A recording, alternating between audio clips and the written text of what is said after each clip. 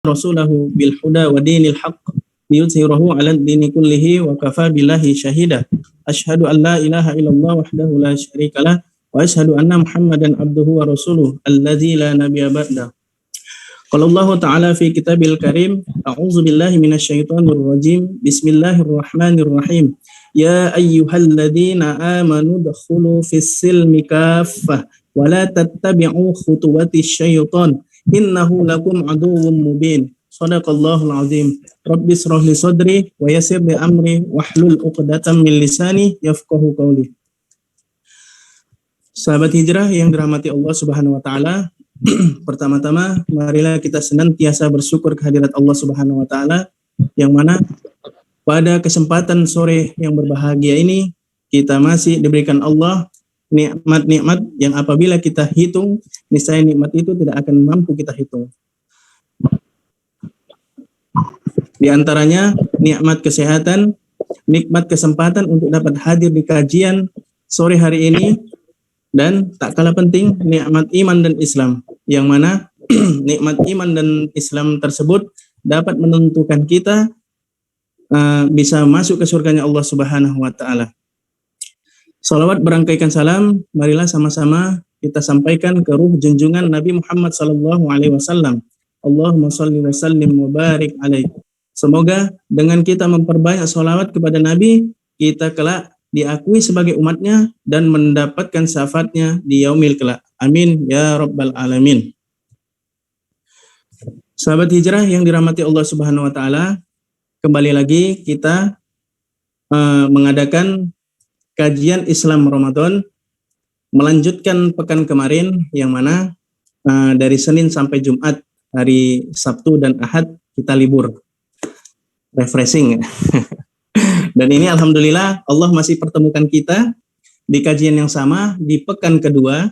Semoga di pekan kedua ini lebih baik dari pekan kemarin. Dan semoga kita istiqomah menjalankan Ramadan pada tahun ini dengan memaksimalkan diri beribadah kepada Allah Subhanahu wa taala dan mencapai level la'allakum tattaqun. Kembali lagi kajian ini diadakan oleh Hijrah Friend dan Majelis Ahda, yang mana berkolaborasi, dan mudah-mudahan apa yang kita selenggarakan ini dapat menjadi hujah di hadapan Allah kelak. Amin ya rabbal alamin. Sahabat hijrah yang dirahmati Allah Subhanahu wa taala, apa kabar semuanya? Alhamdulillah. Alhamdulillah, luar biasa. Allahu Akbar. Masya Allah. Allahu Akbar. Masih puasa ya? Wah, masih dong. Masih tahan, masih kuat. Puasa. Masya Allah. Dijual tortilla food. Hah? Iya, lagi narik ini sambil narik beca.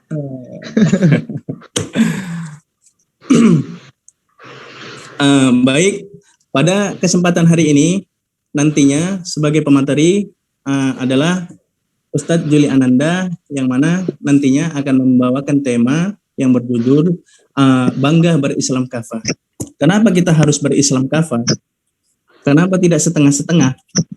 Karena Allah menyuruh kita, ya ayyuhalladzina amanu udkhulu fi silmi kafah.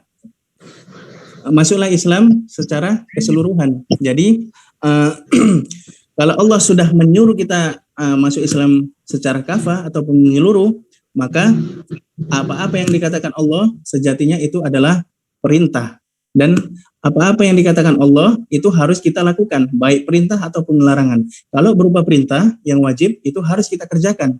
Dan kalaupun itu berupa larangan juga harus kita tinggalkan. Maka dari itu nantinya tema ini sangat menarik sekali, dengan apalagi fenomena sekarang banyak yang nyeleneh di kalangan elit politik ataupun di kalangan rejim sekarang.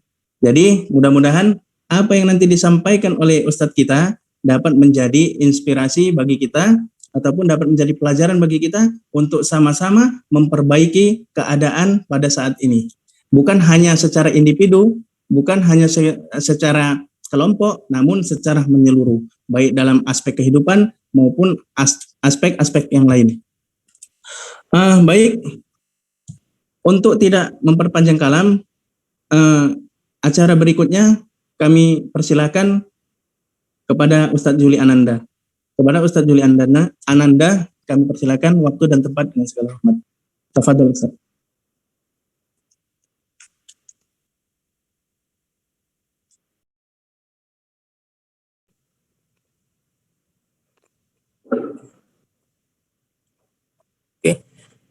Bismillahirrahmanirrahim. Assalamualaikum warahmatullahi wabarakatuh. Waalaikumsalam warahmatullahi warahmatullahi wabarakatuh. Alhamdulillah. Alhamdulillahilladzi arsala rasulahu bil huda wa dinil haq liyuzhirahu ala dini kullihi wa kafa billahi syahida. Asyhadu an la ilaha illallah wa asyhadu anna sayyidina Muhammadan abduhu wa rasuluhu allazi la nabiyya ba'da. Alhamdulillah, puji dan syukur mari senantiasa kita panjatkan kehadiran Allah Subhanahu wa taala yang masih memberikan kita limpahan nikmat dan karunia-Nya yang begitu besar, terlebih lagi di bulan Ramadan yang penuh berkah ini. Dan di antara begitu banyak nikmat yang Allah berikan kepada kita adalah nikmat iman dan nikmat Islam. Yang mudah-mudahan dengan iman dan Islam itulah kita hari ini dapat bersungguh-sungguh dalam menjalankan ibadah bulan suci Ramadan hingga nanti Allah Subhanahu wa taala memberikan kita anugerah mendapat predikat menjadi hamba Allah yang bertakwa. Amin ya rabbal alamin. Salawat beriringkan salam semoga senantiasa tercurahkan kepada baginda Rasulullah Muhammad sallallahu alaihi wasallam. Allahumma sholli wa sallim wa barik alaih, kepada keluarga, para sahabat dan kaum muslimin yang senantiasa istiqomah dalam menjalankan sunnah-sunnahnya dan terlebih lagi meneruskan risalah dakwah beliau hingga sampai kepada umat-umat generasi-generasi berikutnya. Mudah-mudahan kita semua termasuk ke dalam golongan mereka dan insya Allah mudah-mudahan kita juga berharap mendapatkan syafaatnya di yaumil akhir kelak. Amin ya rabbal alamin. Para sahabat-sahabat hijrah hadirin rahimakumullah. Ya, alhamdulillah pada kesempatan kali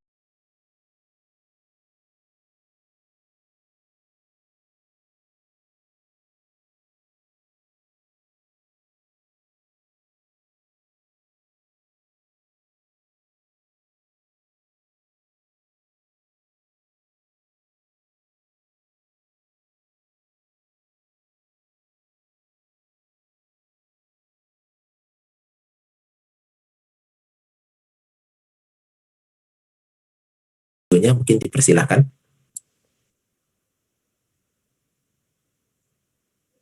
Atau lanjut tuh ya, cuplikan video. Orang yang memiliki visi yang lebih tinggi pasti akan berusaha dengan lebih keras. Karena itulah prestasinya pasti akan lebih besar. Sebaliknya, orang yang tidak memiliki visi yang tinggi, maka dia tidak perlu untuk berusaha keras. Maka wajar dalam kehidupannya, dia tidak berprestasi atau kehidupannya biasa-biasa saja. Seorang yang biasa mencukupkan diri hanya pada dunia. Sementara seorang muslim, mereka menjadikan akhirat sebagai tanda keberhasilan mereka. Karena itulah seharusnya karena visi mereka lebih tinggi, mereka berusaha lebih keras dan seharusnya mereka memiliki prestasi yang lebih besar. Namun, kenapa kita tidak menemui hal itu pada hari-hari ini? Jawabannya lagi ya. Sederhananya adalah bisa Sahabat-sahabat hijrah, bagaimana kabarnya pada hari ini? Alhamdulillah, luar biasa. Tetap semangat. Allahu Akbar. Insyaallah. Mudah-mudahan walaupun dalam bulan Ramadan melaksanakan ibadah puasa, menahan lapar dan haus, insya Allah masih terlihat semangatnya. Ya walaupun ada yang kita lihat sedang beraktivitas, lagi mencari rezeki dan lain sebagainya, mudah-mudahan dimudahkan oleh Allah Subhanahu Wa Taala dan tentu saja menjadi ladang pahala bagi kita semua. Sahabat-sahabat sekalian yang dirahmati Allah, pada kesempatan hari ini, insya Allah kita akan sedikit mengupas tema yang berjudul Bangga Berislam Kafah. Ya, tadi sudah diawali oleh host kita yang diawali dengan Quran surah Al-Baqarah ayat 208 di mana Allah Subhanahu wa taala berfirman, A'udzubillahi minasyaitonirrajim. Bismillahirrahmanirrahim. Ya ayyuhallazina amanu udkhulu fis-silmi kafah.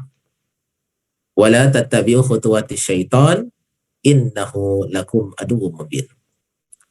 Wahai orang-orang yang beriman, masuklah kamu ke dalam Islam secara kafah, secara menyeluruh.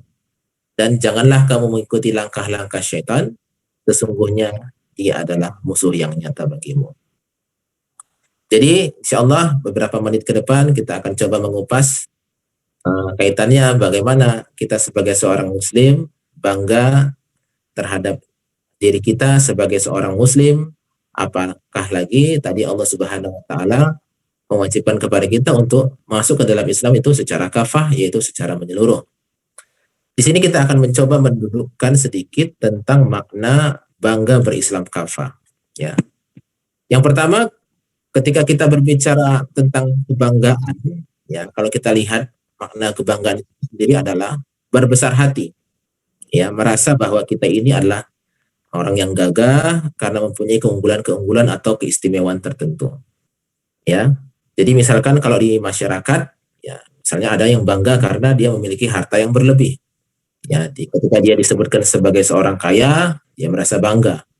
Atau bahkan kita lihat akhir-akhir ini banyak orang yang mendapat sebutan crazy rich, ya, crazy rich, sultan dan lain sebagainya.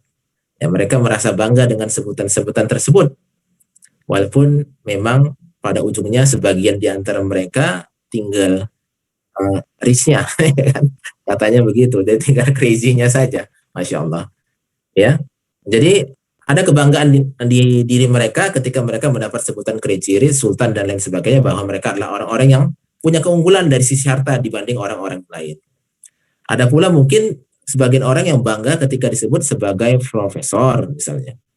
Ada yang bangga disebut sebagai ilmuwan, ahli, ya, yang menandakan mereka ini memiliki keunggulan dalam bidang ilmu, ya. Walaupun kita lihat pada fakta gelar-gelar tersebut tidak menjadi ukuran bahwa mereka adalah orang yang layak diikuti, ya. Padahal kita lihat akhir-akhir ini juga orang bergelar profesor sendiri bahkan kemudian mengeluarkan statement yang cukup ironi, ya. Bagaimana seorang muslim mengatakan bahwasanya ajaran Islam yang mulia ini salah satunya ada yang tidak perlu dijalankan dengan dalih bahwa itu hanya bisa dijalankan oleh Rasulullah sementara Rasulullah sudah tiada. Dan mungkin ada hal-hal lain yang merupakan menjadi kebanggaan bagi masyarakat yang ada di sekitar kita ketika mendapatkan julukan atau sebutan-sebutan tertentu yang memang mungkin bagi mereka ini punya keistimewaan. Ya. Lalu bagaimana kita sendiri, nanti kita akan melihat bahwa kita sebagai seorang muslim ini harus juga merasa bangga dengan kondisi kita, dengan keadaan diri kita bahwa kita ini adalah muslim, ya, bagian dari orang-orang Islam yang insya Allah merupakan orang-orang yang istimewa. Allah Subhanahu wa taala mengatakan dalam Quran surah Ali Imran ayat 110. A'udzubillahi minasyaitonirrajim. Kuntum khairu ummat. Ya. Allah Subhanahu wa taala ini memuji nih. Memuji siapa? Dalam hal ini adalah orang muslim. Ya, kuntum khairu ummat. Kamu adalah sebaik-baik umat. Ya, berarti yang terbaik ini. Ya, kita sebagai muslim dipuji. Ya, merupakan sebaik-baik umat, sebaik-baik generasi. Dan yang luar biasanya, yang memuji ini bukan manusia. Ya, yang memuji ini bukan dari kalangan makhluk, tapi langsung dari Sang Pencipta alam. Ya, Allah Subhanahu wa taala yang langsung memujinya. Ya. Kalaulah saja kita dipuji oleh makhluk kita merasa bangga, merasa hebat, merasa mulia, apalah lagi yang memuji ini adalah yang Maha Kuasa. Ya, yang Maha Mulia. Ya, ketika yang memuji ini adalah Maha Mulia, pasti pujian itu adalah pujian yang benar, pujian yang tepat. Kalaupun ada misalkan di masyarakat, ya, orang dipuji, bisa jadi pujian itu tidak tepat. Ya, dibilang orang yang cerdas, padahal dia tidak mengerti apa-apa. Ya, dibilang orang yang pintar, tapi kebijakannya selalu menyusahkan orang lain. Ini nggak tepat kalau dipuji seperti itu. Tapi ketika pujian itu datangnya langsung dari Allah, maka pasti adalah pujian yang benar. Lalu kenapa kemudian Allah Subhanahu wa taala memuji? Tentu saja ada alasannya.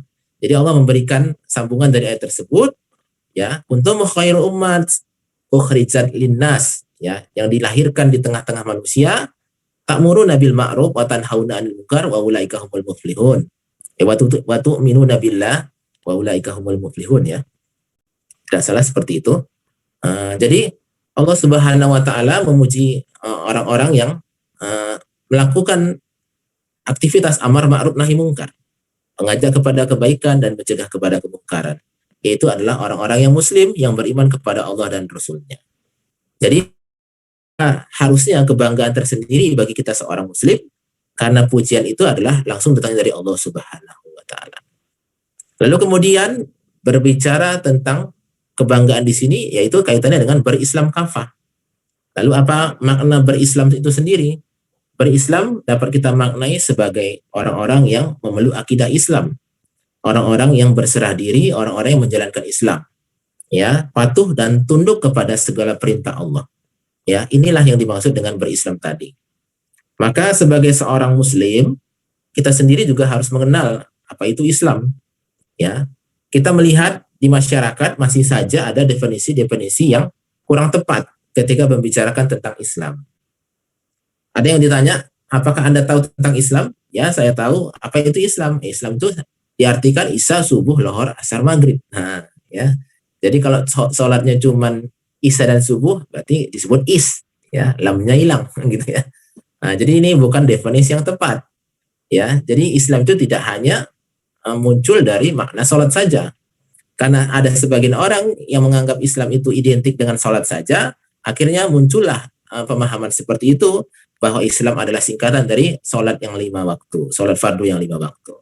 Maka di sini kita dudukkan kembali bahwa Islam itu adalah agama yang diturunkan oleh Allah Subhanahu wa taala kepada Rasulullah SAW melalui malaikat Jibril, yang kemudian di dalamnya itu memiliki aturan yang lengkap, ya, mengatur tentang hubungan manusia kepada Allah atau yang kita sebut sebagai hablum minallah, mengatur hubungan manusia kepada dirinya sendiri yaitu hablum binafsi, dan mengatur hubungan manusia kepada sesamanya atau hablum minannas. Jadi Islam itu tidak hanya sebatas agama, tapi di dalamnya ada seperangkat aturan yang kompleks, yang lengkap, yang syamilan wa kamilan, ya, menyeluruh dan sempurna, yang dijadikan sebagai aturan hidup bagi manusia. Ya, jadi Islam itu merupakan pedoman kehidupan. Islam itu merupakan seperangkat aturan atau yang populer disebut sebagai Islam itu adalah sebuah mabda, sebuah ideologi, ya, karena tidak hanya membicarakan tentang masalah ketuhanan, tapi berbicara tentang seluruh aspek kehidupan manusia. Ini yang dikatakan sebagai pemahaman Islam yang lengkap, ya. Lalu kemudian ketika kita berbicara kafah, sebagaimana di awal tadi, bahwasanya kafah itu dimaknai sendiri sebagai menyeluruh, ya, total, ya, tidak pilih-pilih, ya. Jadi tidak ada mengambil sebagian dan tidak pula meninggalkan sebagian. Jadi kalau kita ambil sebagai suatu kalimat bahwasanya kita ini bangga berislam kafah, berarti kita ini merasa berbesar hati, merasa punya keunggulan bahwa kita sebagai seorang muslim yang menjalankan Islam itu, menjalankan memeluk akidah Islam, menjalankan syariat Islam secara menyeluruh adalah suatu kebanggaan, adalah suatu keistimewaan. Ya. Maka yang pertama harus kita dudukkan di sini, kenapa seseorang itu bangga, ya? Ya, tentu saja dia harus mengetahui apa yang disematkan kepada dirinya. Kalau tadi hanya disebutkan sebagai seorang yang kaya, ya, dia merasa bangga, padahal kekayaan itu relatif, ya. Padahal kekayaan itu relatif, ya. Bisa jadi bagi ketika dia ukur dirinya dengan orang-orang yang kurang mampu, dia adalah orang kaya. Tapi ketika diukur lagi dengan yang lebih kaya lagi, ya, mungkin dia biasa-biasa saja. Nah, seperti itu.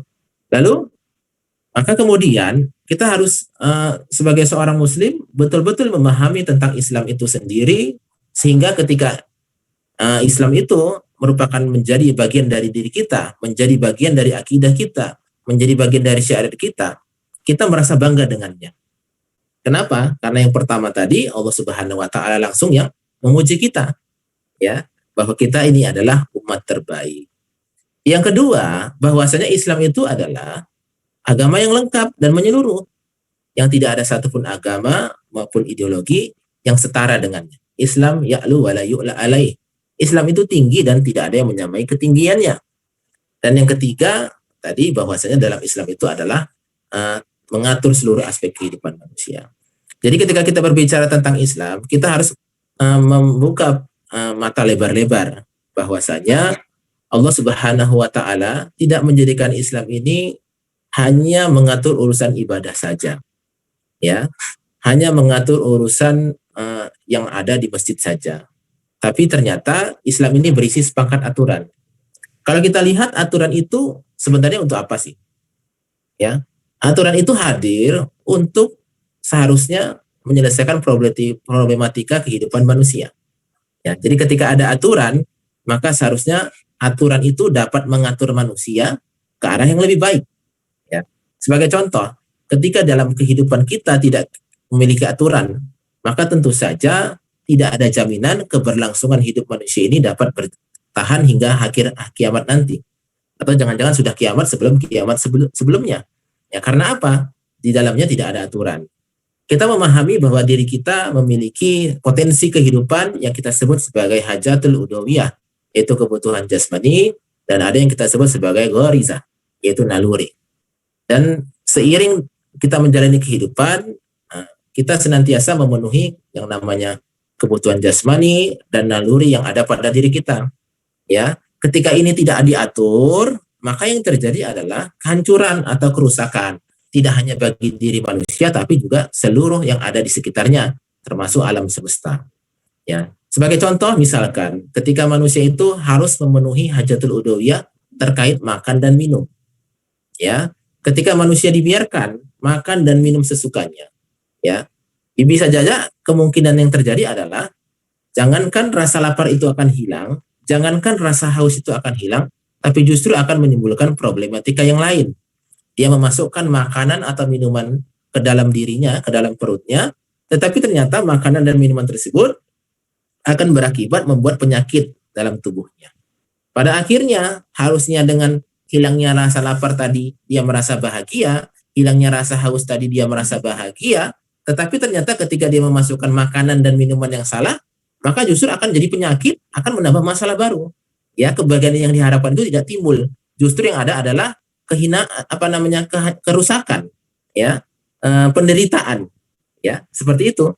Makanya kita di bulan suci Ramadan ini juga diatur oleh Allah Subhanahu wa taala. Ya, jadi kita menahan diri kita dari lapar dan haus. Ya, jangan sampai nanti giliran buka puasa balas dendam. Ya kan? Jumpa cendol makan cendol. Jumpa es buah makan es buah. Ya kan? Nah, semua dibelikin. Jadi bukannya mengendalikan tapi balas dendam. Oke lah, sampai maghrib dari mulai subuh sampai maghrib putahan. Giliran buka puasa habis semua dihajar. Nah, enggak seperti itu. Ya, tapi kita harus bisa mengendalikan diri. Baik bukaan itu disebutkan Rasulullah, berbukalah bukan dengan yang manis. Ya, nanti kalau kita buka dengan yang manis minum gula nanti kita ya. Ya, kalau ada kurma basah, makan kurma basah, rutop.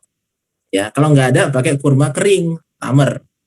Ataupun tidak ada, berbukalah dengan segelas air putih. Jadi memang redaksinya mungkin orang menganalogikan kurma itu manis, ya, jadi berbukalah dengan yang manis. Ya Allah alam bisawab. Nah, ini terkait makan dan minum. Ya, ataupun mungkin ketika dia makan dan minum sembarangan yang bukan hak miliknya, maka yang justru yang terjadi adalah kriminalitas. Orang sembarangan mengambil makanan dan minuman yang bukan haknya tapi milik orang lain, tentu saja akan menimbulkan goriza bakok itu muncul. Nah, akhirnya apa? Terjadilah perkelahian. Atau bisa jadi bunuh-bunuhan pun mau. Ini baru berbicara tentang makan dan minum saja. Ya, bagaimana saat ini ya bisa jadi gara-gara kelaparan orang rela melakukan kriminalitas, melakukan pencurian, ya kan, merampas hak milik orang lain, emosi yang berlebihan. Nah, makanya di sini di bulan suci Ramadan, bagaimana jangan sampai lapar dan haus ini membuat kita emosi. Ya, datang nanti kawan nanya, "Bang, apa bukaan, Bang?" Jangan nanya-nanya kau. Aku puasa ini. Nah, jangan seperti itu.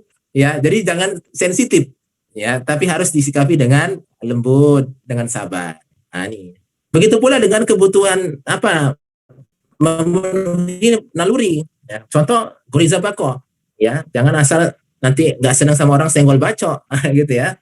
Nah, tapi harus disikapi. Perlu nggak marah? Ya, pada saat kapan kita boleh marah? Maka Rasulullah mencontohkan marah itu ketika agama dihina, ketika syariat itu dilecehkan, itu boleh marah. Jangan ketika agama dihina diam diri, tapi ketika tanahnya diserobot baru mengangkat parang. Nah, itu bukan marah yang tepat. Nah, seperti itu. Begitu pula misalkan dalam memenuhi yang namanya gorizatun na'u. Ketika seseorang itu tertarik dengan lawan jenisnya, nggak diatur nih, ya, maka yang terjadi adalah perzinahan, ya kan, kumpul kebo dan lain sebagainya. Tentu saja akhirnya berdampak pada kerusakan sosial, kerusakan nasab, atau mungkin menimbulkan penyakit yang mungkin sampai saat ini kita ketahui seperti HIV/AIDS yang tidak ada obatnya. Nah, jadi banyak sekali ya pengaruh yang begitu besar hanya dari ketika manusia itu tidak punya aturan. Lalu pertanyaannya kemudian, aturan apakah yang memang layak dipakai oleh manusia? Apakah aturan yang datangnya dari manusia, ya, yang mana manusia itu kemudian mengalami secara langsung, ya, kemudian dia memiliki pemikiran, akal, dan juga memiliki perasaan. Apakah boleh kemudian dengan akal manusia tadi, dengan perasaannya, dia menentukan aturan mana yang dia sukai, ya, aturan mana yang boleh dilakukan? Maka kalau kita lihat secara logis, manusia ini kan tidak mengerti apapun kecuali dia diberitahu, ya, diberi pemahaman. Karena tidak ada manusia yang lahir langsung pintar, gitu ya. Jadi anak bayi lahir langsung S3 tuh nggak ada ceritanya, ya kan? Anak bayi lahir langsung jadi profesor tuh nggak ada ceritanya. Ya karena apa? Karena kita tanpa adanya pengajaran, tanpa adanya maklumat sabiqah, kita nggak ngerti apa-apa nih. Nah, maka dari itu kita juga tentu saja tidak mengetahui apa-apa saja yang ada dalam kehidupan ini, mana yang baik, mana yang buruk, mana yang benar, mana yang salah. Kecuali memang ada yang maha mengetahui, ada yang maha benar yang memberi informasi kepada kita.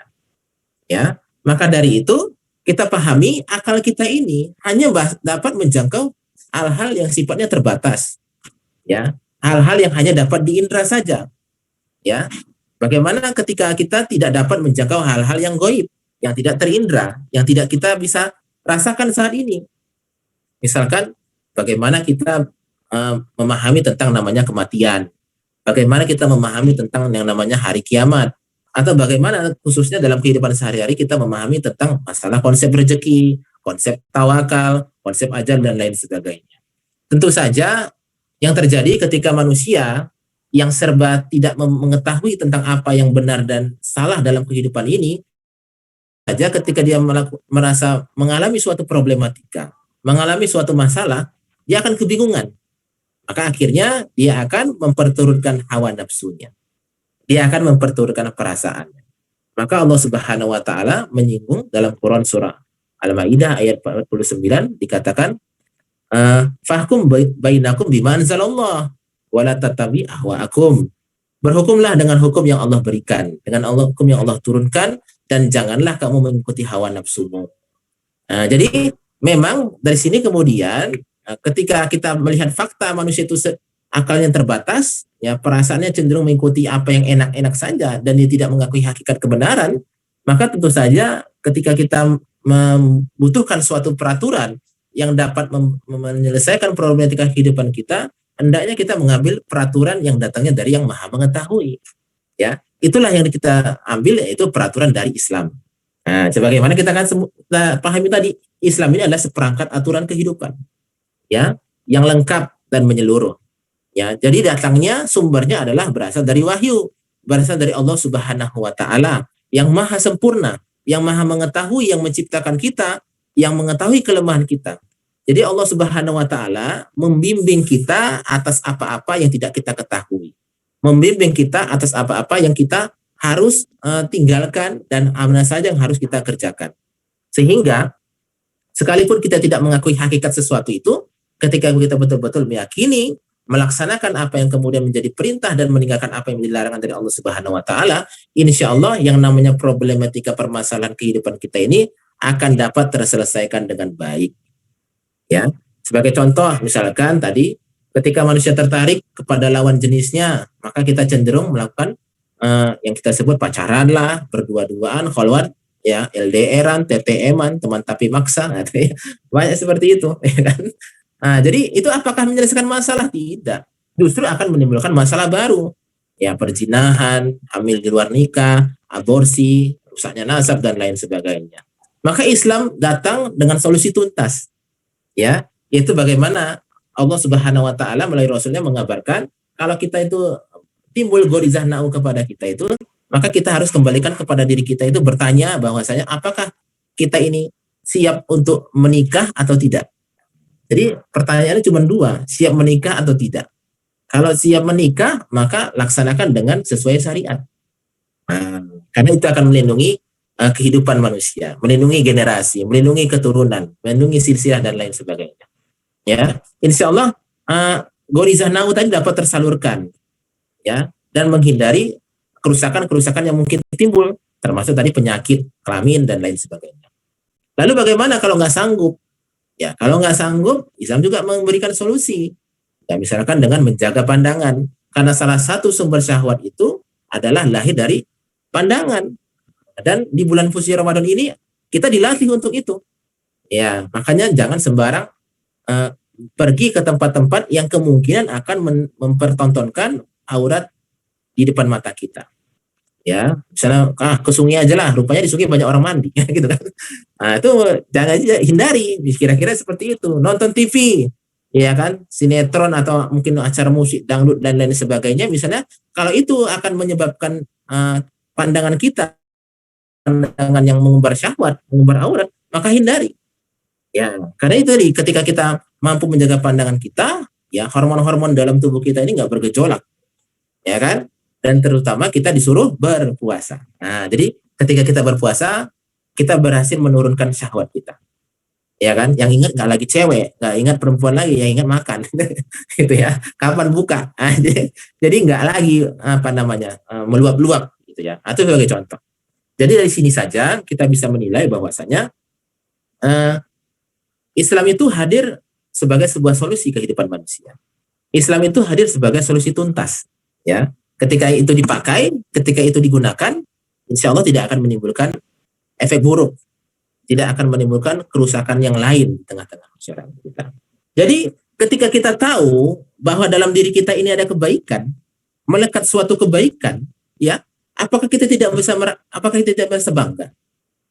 Kalau kita lihat di pemerintahan atau di kantor-kantor misalnya, seseorang disematkan PIN di dadanya, ataupun mungkin penghargaan-penghargaan, ya, ketika disematkan kepada dirinya dia bangga, oh bintang 5, bintang 4 segala macam, ya kan, atau mungkin lencana dan lain sebagainya.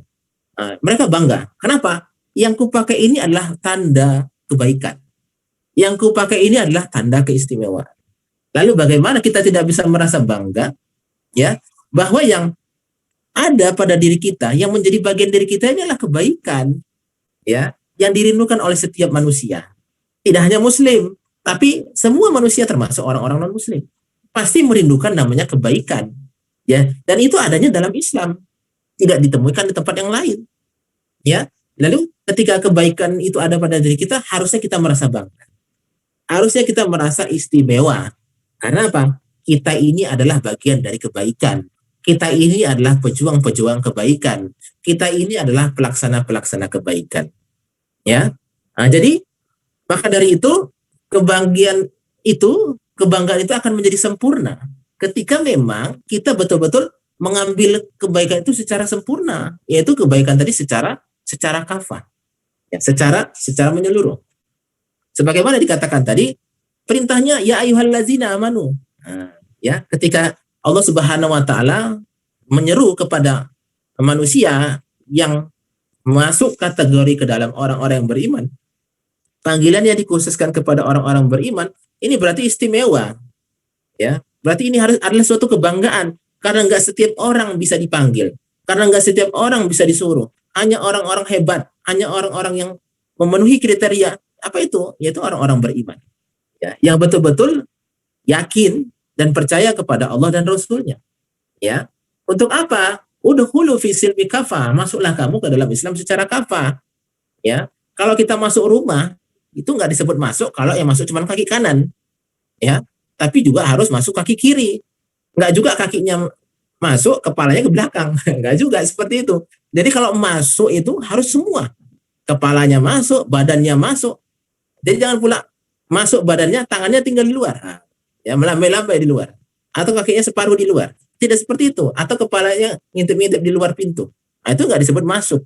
Jadi perintahnya adalah masuk, ya. Sebagaimana kita masuk ke dalam rumah, semua badannya itu, semua tubuh kita itu masuk ke dalamnya. Jadi Allah Subhanahu wa taala memerintahkan siapa saja yang mengaku beriman, ya, maka masuklah ke dalam Islamnya secara kafah. Allah menyuruh masuk Islam, berarti Allah menyuruh kepada kita masuk kepada kebaikan. Allah menyuruh kita ini kepada agama yang lurus, ya, sebagaimana Allah Ibnu Katsir mentafsirkan ayat Quran surah Al-Baqarah ini bahwasanya Allah Subhanahu wa taala telah memerintahkan hamba-hambanya. Kita ini sebagai muslim yang mukmin, ya, yang betul-betul mempercayai Allah dan Rasul-Nya untuk mengadopsi sistem keyakinan atau kita sebut sebagai akidah dan sistem aturan atau kita sebut sebagai syariat secara menyeluruh, ya. Jadi jangan sampai kita ambil separuh-separuh. Kalau separuh-separuh berarti belum udhulu fi silmi kafah, belum kafah, ya. Jadi salah satu yang dapat kita petik di sini juga bahwasanya kalau kita lihat di awal turunnya ayat ini, asbabun nuzulnya terkait dengan riwayat dari Ikrimah, ya, yang mengatakan bahwasanya pada kasus Sa'labah, Abdullah bin Salam dan beberapa orang Yahudi, mereka minta izin kepada Rasulullah SAW, ya, untuk tetap agar Rasulullah mengizinkan mereka merayakan hari Sabtu sebagai hari raya mereka. Maka turunlah ayat ini sebagai jawaban untuk memerintahkan kepada mereka, kalau sudah muslim, kalau sudah memeluk Islam, nggak boleh lagi ngambil separuh. Ya, apa yang menjadi perintah itu kerjakan semua, dan apa yang menjadi larangan tinggalkan semua. Ambillah sistem keyakinannya, akidahnya. Ya, mulai dari beriman kepada Allah, beriman kepada malaikat, itu seluruhnya diambil. Ya, karena apa? Statusnya sama. Tidak ada keistimewaan yang satu kemudian mengabaikan yang lain. Ya, jangan kemudian beriman kepada Allah tapi tidak beriman kepada kitabnya. Alhasil banyak orang yang mengaku beriman kepada Allah, mengaku sebagai muslim, KTP-nya pun tercatat sebagai orang Islam, tapi ketika diperintah dia mengabaikan. Ya, ini namanya nggak kafah, nggak kafah akidahnya, gitu ya. Lalu kafah juga terhadap syariat. Ya, bagaimana ketika perintah-perintah tadi hablum minallahnya dikerjakan, sholat, ya, 5 waktu. Ya, jadi kalau sholatnya cuma hari Jumat saja, itu berarti sholatnya nggak kafah, ya kan?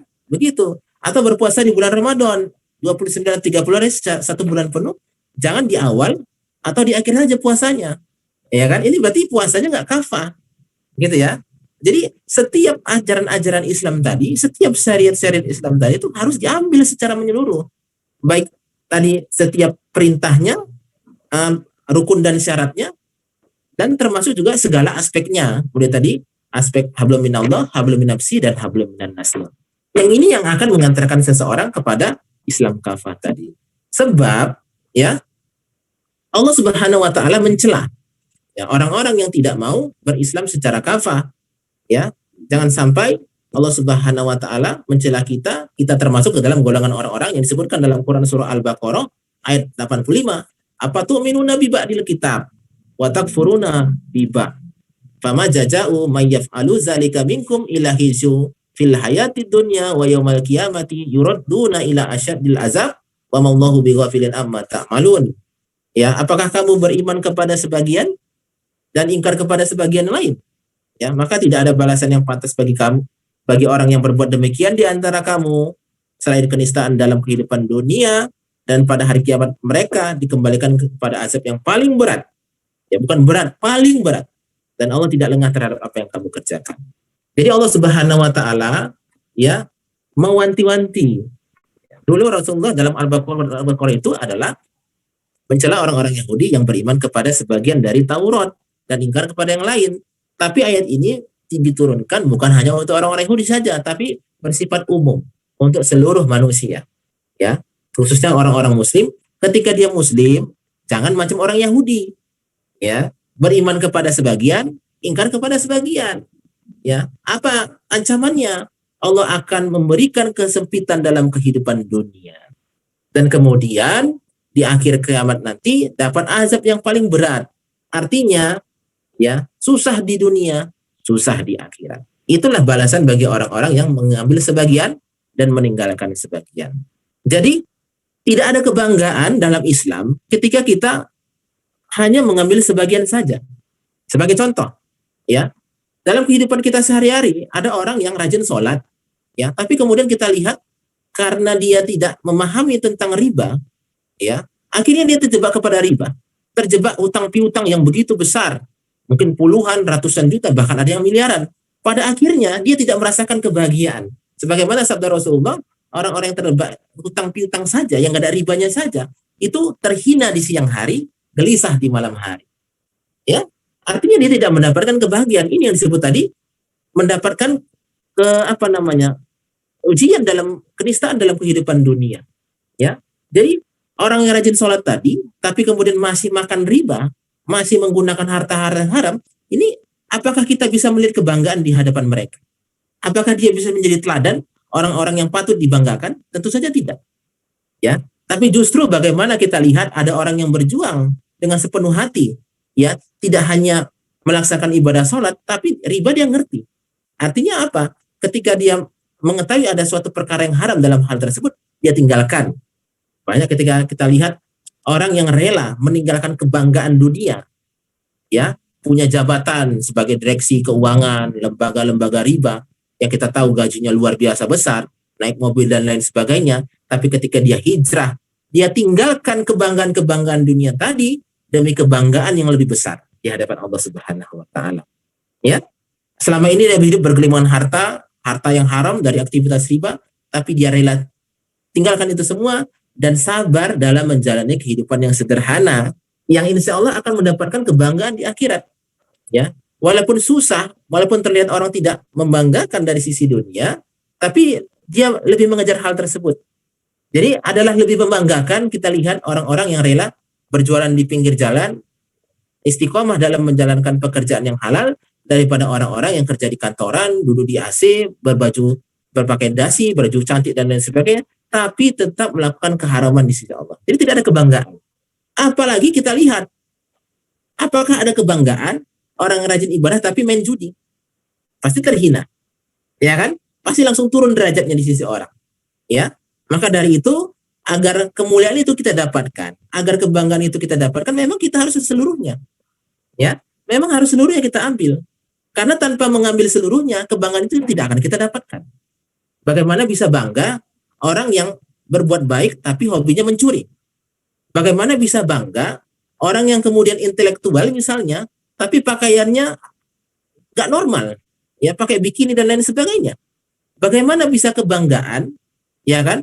Dia kemudian rajin ibadah, tapi kemudian masih melakukan pekerjaan-pekerjaan yang haram. Tidak ada kebanggaan sedikit pun di situ. Ya, maka kebanggaan itu hadir ketika kita betul-betul mengambil Islam itu secara kafah.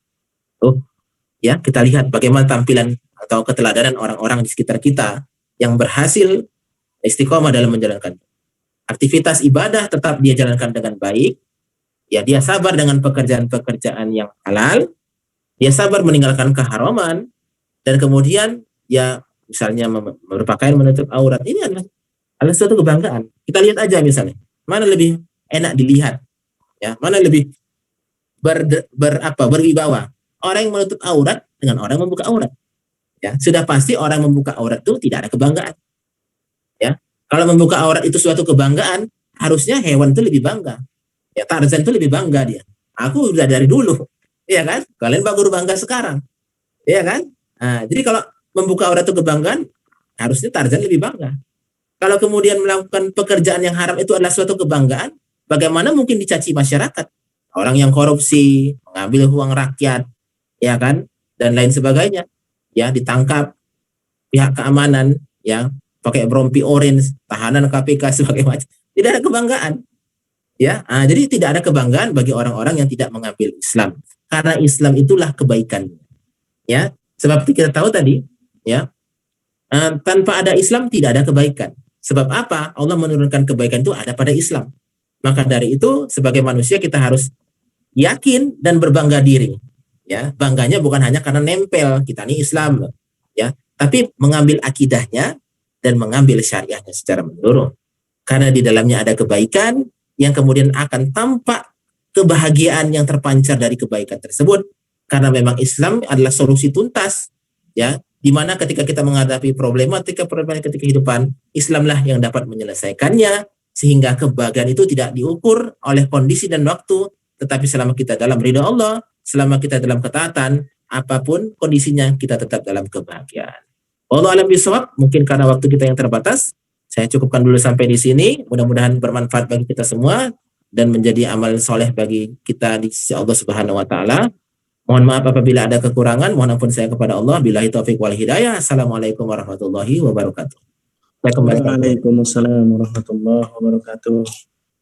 Masya Allah, syukran jazakallah khair pada Ustadz Juli Ananda yang telah memaparkan materinya pada sore hari ini, yaitu yang berjudul Bangga Berislam Kafah.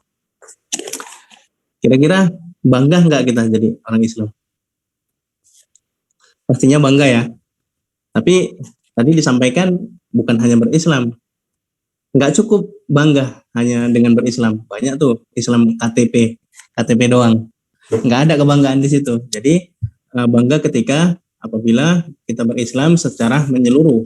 Walaupun saat ini Islam itu belum bisa diterapkan secara kafah karena mungkin terkait institusi negara yang berbau sekuler, makanya kita tidak bisa juga menerapkan Islam itu secara menyeluruh tanpa hadirnya negara itu tadi.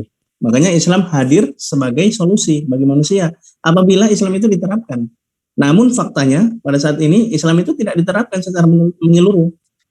Islam itu hanya diterapkan sebagai ritual ibadah saja. Namun tadi disampaikan bahwasanya mengenai ekonomi ataupun lembaga-lembaga lain tidak diterapkan, seperti halnya masih merebaknya ataupun maraknya riba di mana-mana. Sampai-sampai kemarin kita yang tidak melakukan transaksi riba tadi, kita terkena debu-debu riba tadi.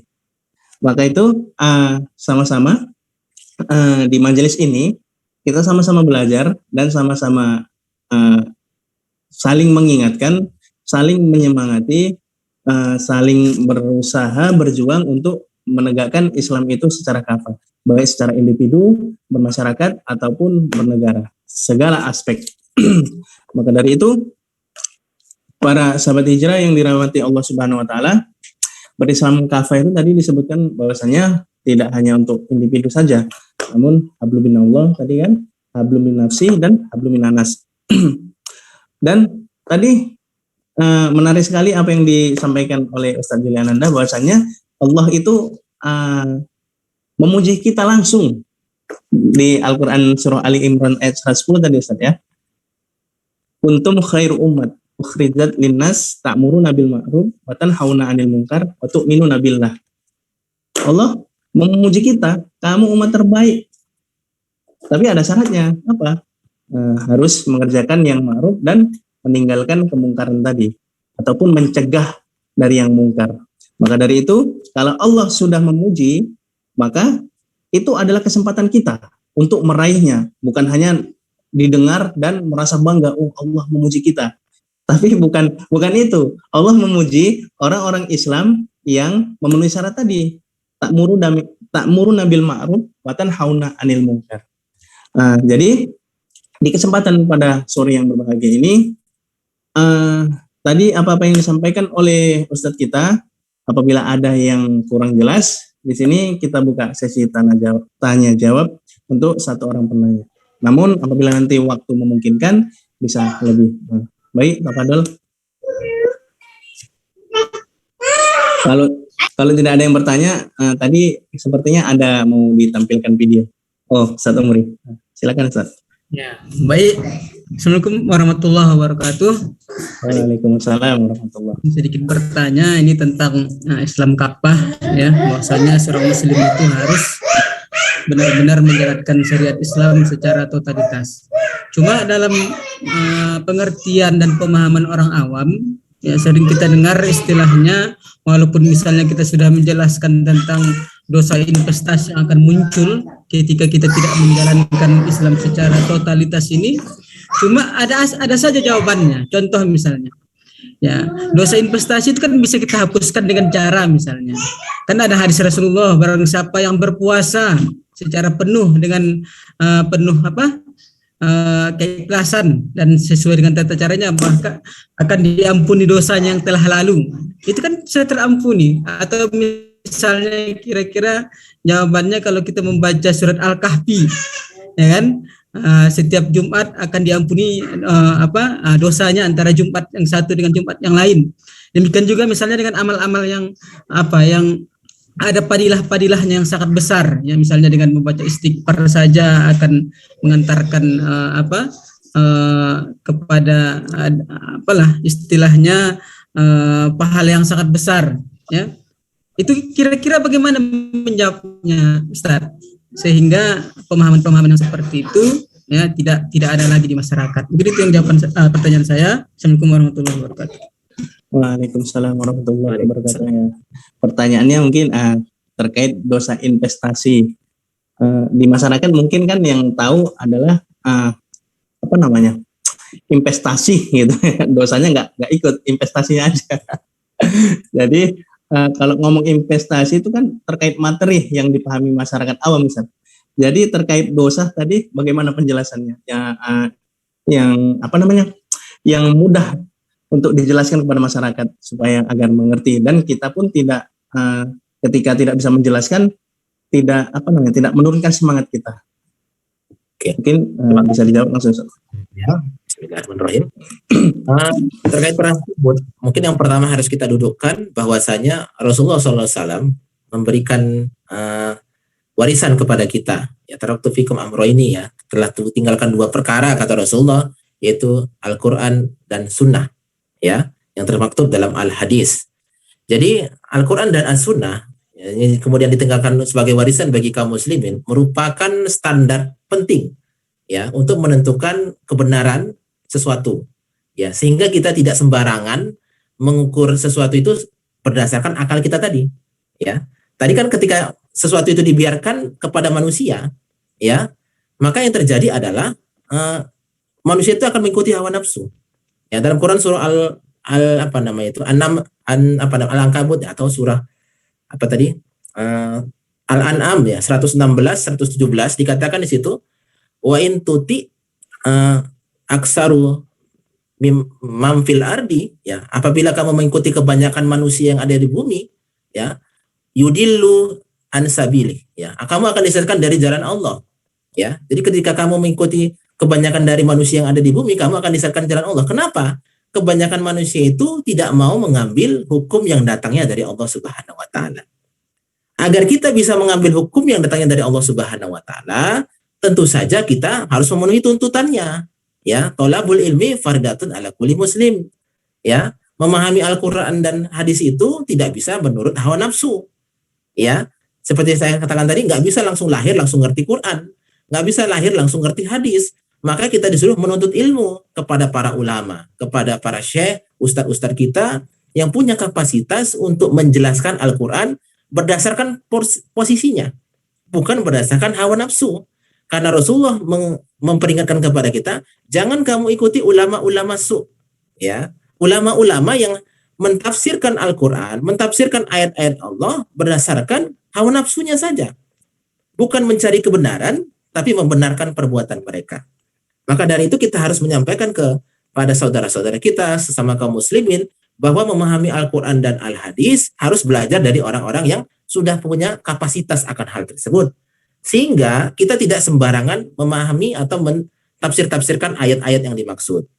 Jadi kalau misalnya terkait dengan berita-berita bahwasanya Allah Subhanahu wa taala memberikan kabar gembira dengan ampunan, ya, misalkan orang-orang bertemu dengan saudaranya diampuni dosanya, berjabat tangan diampuni dosanya, dari Jumat ke Jumat, dari Ramadan ke Ramadan, ya, itu diampuni dosanya. Tapi kita harus memahami ini tafsir dari hadis itu apa, ya.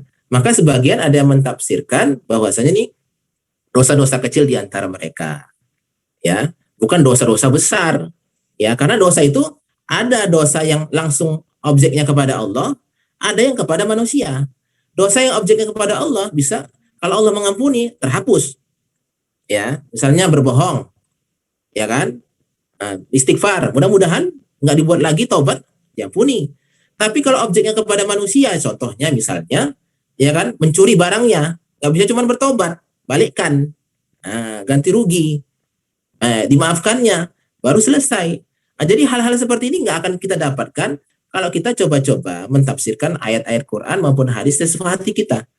Maka yang pertama, sesuatu dalil itu nggak bisa dimaknai secara tekstual, ya nggak bisa dimaknai secara tekstual, karena ada ilmu-ilmu tertentu yang harus kita kuasai agar makna yang terkandung, tersirat maupun tersurat bisa terungkap. Ya, sedangkan kalau kita tidak mempelajari ilmu-ilmu tersebut, maka yang hanya kita pahami secara tekstual saja. Ini yang kemudian menimbulkan persepsi sesuai hawa nafsu tadi, sehingga dia mengatakan nggak perlulah Islam kapah, ya kan udah diampuni dosanya. Atau akhirnya apa? Ada orang-orang yang menjadikan modal syahadat saja modal untuk masuk surga. Ya, kita memang tidak bisa menentukan siapa-siapa saja yang akan menjadi penghuni surganya Allah Subhanahu Wa Taala. Ya, tapi kemudian kalau ada hal terbaik yang bisa kita lakukan, ambillah yang terbaik tadi. Allah Subhanahu Wa menjamin, ya, orang-orang yang bertakwa, ya, ulaika humul warisun, orang-orang yang mewarisi surga Firdaus, ya, warisun al Firdaus, ya, orang-orang yang mewakili surganya Allah. Ya, sementara orang-orang yang mengambil sebagian akan mendapatkan tadi murka Allah. Apakah kita mau menjadi orang-orang yang dimurkai Allah? Tentu saja tidak. Jadi target kita harusnya jangan, kalau sudah sebagai muslim, ya, jangan sampai nanti di akhir akhirat kelak masuk lagi neraka, walaupun ada kemungkinan masuk surga. Jangan lagi pernah mencoba bercita-cita seperti itu. Tapi cita-cita kita kalau sebagai seorang muslim jangan sampai singgah lagi di neraka, kalau bisa masuk surga selamanya. Nah, seperti itu. Jadi jangan lagi singgah-singgah. Jadi mungkin bisa jadi ada orang yang hanya sekedar mengambil Islam secara parsial tadi, ya, mungkin cita-citanya nggak setinggi itu, Allah alam. Atau bisa merasa, sebentar kok dicelupi masuk neraka, paling berapa panas sebentar udah selesai. Meremehkan. Karena apa? Tidak berilmu. Maka yang paling penting di sini adalah ilmu agama, ya, agar kita memahami makna-makna Quran, makna-makna hadis itu secara lengkap, tidak hanya secara tekstual saja, dan hasilnya akan memotivasi kita menjadi orang yang bertakwa, mengambil keseluruhan, bukan menjadi orang-orang yang mengambil enaknya saja. Allah a'lam bishawab. Mungkin kalau tadi mengatakan dosa investasi itu bisa dihapus dengan puasa 30 hari penuh dengan bertobat, mungkin bisa dikatakan Ustadz, apa menjamin usianya sampai gitu. Kok yakin kali dosanya bisa dihapus ya gitu. Mungkin waktunya sudah menunjukkan jam 6. Jelas ya Ustadz Umri?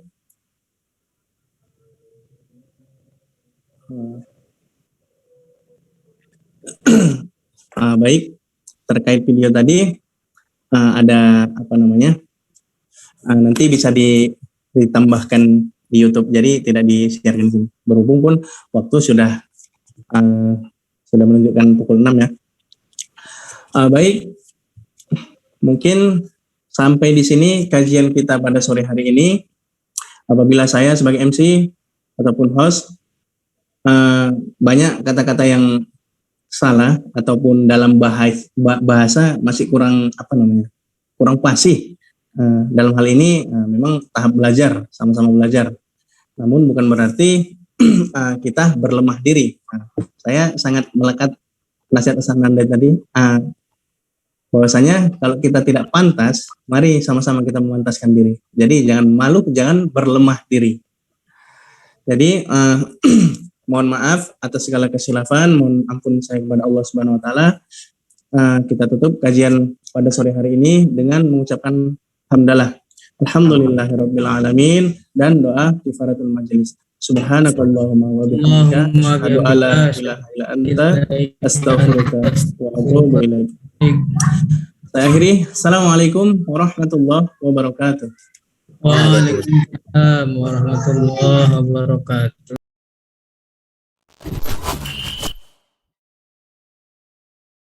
Orang yang memiliki visi yang lebih tinggi pasti akan berusaha dengan lebih keras. Karena itulah prestasinya pasti akan lebih besar.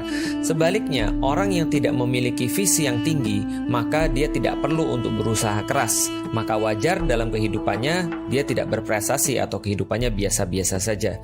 Seorang yang biasa mencukupkan diri hanya pada dunia. Sementara seorang muslim, mereka menjadikan akhirat sebagai tanda keberhasilan mereka. Karena itulah seharusnya, karena visi mereka lebih tinggi, mereka berusaha lebih keras, dan seharusnya mereka memiliki prestasi yang lebih besar. Namun, kenapa kita tidak menemui hal itu pada hari-hari ini? Jawabannya, sederhananya adalah bisa jadi kita belum menjadikan Islam sebagai inspirasi dalam kehidupan kita, yang nanti akan menjadikan kita orang yang istimewa, yang mencapai hal-hal yang tidak biasa.